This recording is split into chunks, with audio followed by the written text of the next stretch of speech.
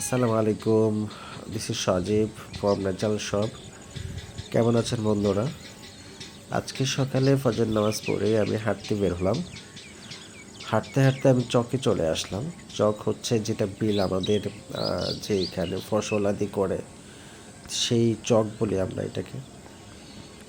তো অসম্ভব সুন্দর একটা সকাল, হালকা কুয়াশা পড়েছে, শীত আসবে আসবে ভাব এই সময়টায়।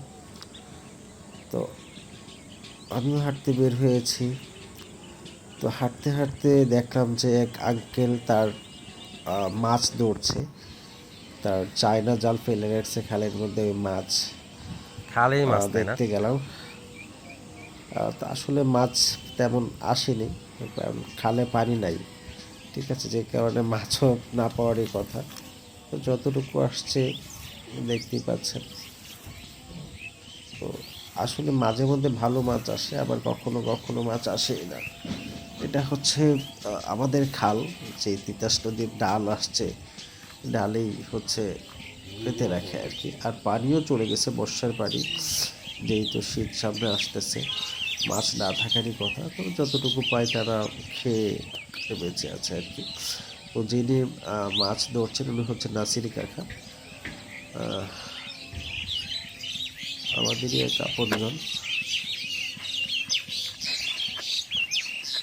উনি হচ্ছে মাগুর মাছ আর হচ্ছে একটা শিং মাছ, ছোটো ছোটো পুঁটি আছে, শামুক নিচ্ছে তারা, হচ্ছে তাদের হাঁস পুষে। তো হাঁসের জন্য শামুকগুলো নিয়ে থাকে, হাঁসকে খাওয়ায়, কারণ হাঁসের প্রিয় খাবার হচ্ছে এই শামুক।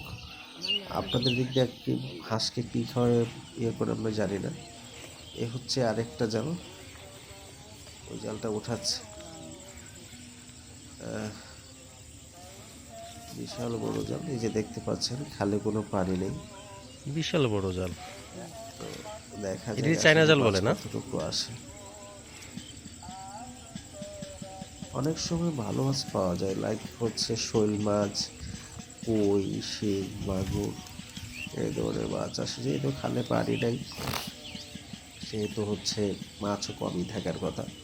আর সবচেয়ে বড় কথা হলো, আগে আমাদের দিক দিয়ে প্রচুর পানি হতো, এখন আর এদিক দিয়ে কোনো পানি হয় না, কারণ হচ্ছে ওই ফারাক্কা বাঁধ, তিস্তা বাঁধ দিয়ে ফেলছে।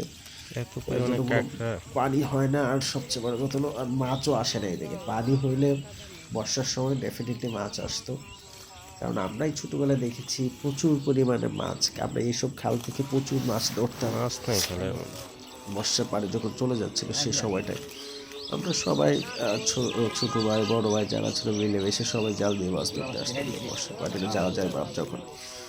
এখন আর ওই মাছ আসে না, কারণ বর্ষার পানিও এদিকে হয় না, অল্প পানি হয়, সে অল্প পানি দিয়ে আসলে মাছ আসে না। আরও বেশি হচ্ছে সমস্ত রাস্তাঘাট বন্ধ করে ফেলছে, বা বিভিন্ন জায়গায় বাড়ি হচ্ছে, আমরা আমাদের যে রাস্তা একটা বলি গুপার, তো এই ধরনের রাস্তাগুলো আস্তে আস্তে মাটি ফেলে ব্লক করে ফেলতেছে।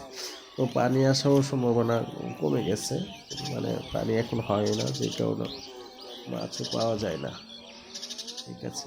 আর দেখি আসলে প্রচুর পরিমাণে কাঁকড়া আসছে, আসলে এসব কাঁকড়া তো খাওয়া যায় না। তো মাছ একেবারেই আসে নাই মনে হচ্ছে। দেখি আমরা আসলে মাছ কতটুকু আসছে।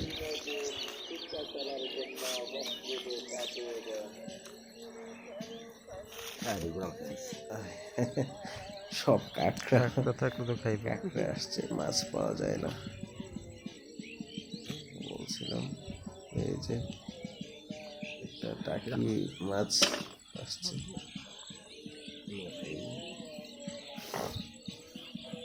হুম, চলে যাচ্ছে।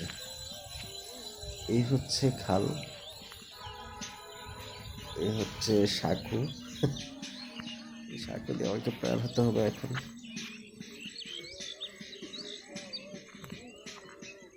শীতের সময় প্রচুর কুয়াশা পড়ছে।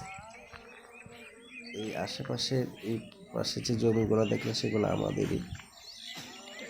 এটা হচ্ছে যেহেতু তারা বাড়ি চলে যাচ্ছে, আমার বাড়ি এখান থেকে একটু মোটামুটি দূরই, 5 মিনিট লাগবে যেতে। আর আমাদের বাসা এখানেই, যে কারণে তারা চলে যাচ্ছে, আমি বাসায় ফিরবো এখন। আপনারা কখনো সাঁকু পার হয়েছেন কিনা জানি না, আমরা যখন ছোট ছিলাম মানে আমাদের গ্রামে এই জালটাও ওনার, এই যে আমরা এটা খরা জাল বলি, ঠিক আছে। তো এটা বলতে চাচ্ছিলাম যে আসলে আপনারা সাঁকো পার হয়েছেন কিনা আমরা জানি না।